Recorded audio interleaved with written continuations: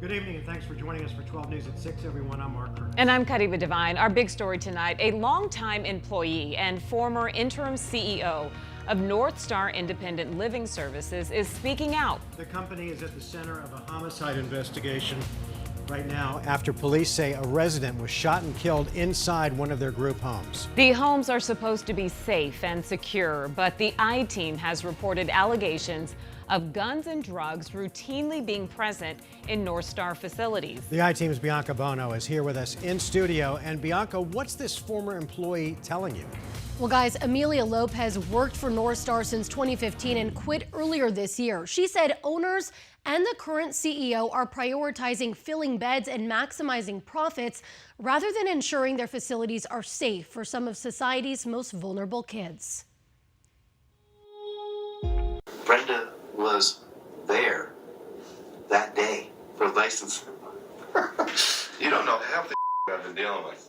Oh, and Brenda walked in when we were doing the checks. She walked into a kid smoking a blunt. Former North Star employee Amelia Lopez sharing a recording she took in May of 2022 while in a meeting with CEO Tom Delahanty. In the meeting, she said Delahanty was recalling a recent licensing walkthrough with DCS. Cheech and Chong is like smoke coming out. You can't make it up.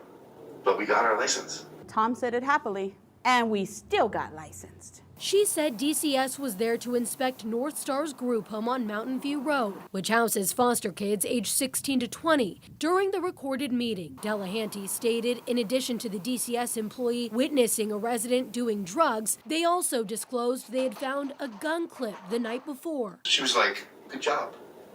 She didn't even mark it as a deficiency because we disclosed and we found it from our searches.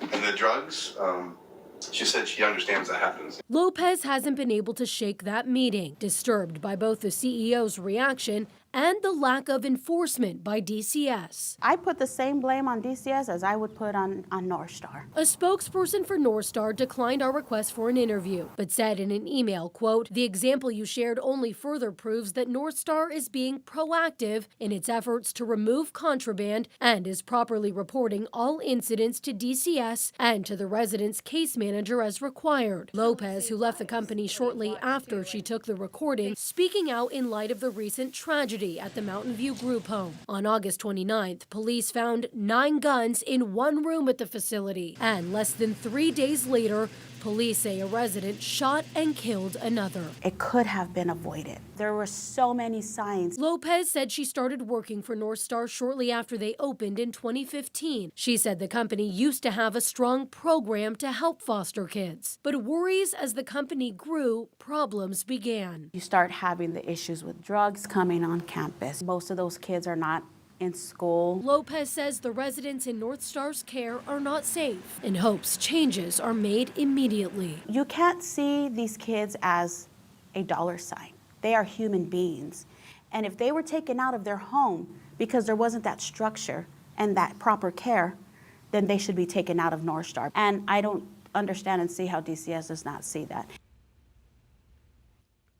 And DCS has declined all of our interview requests, saying there is an ongoing investigation. North Star spokesperson has also declined to make the owners or CEO available for an interview, guys. And Bianca, we have reported so much about this facility. What happens next?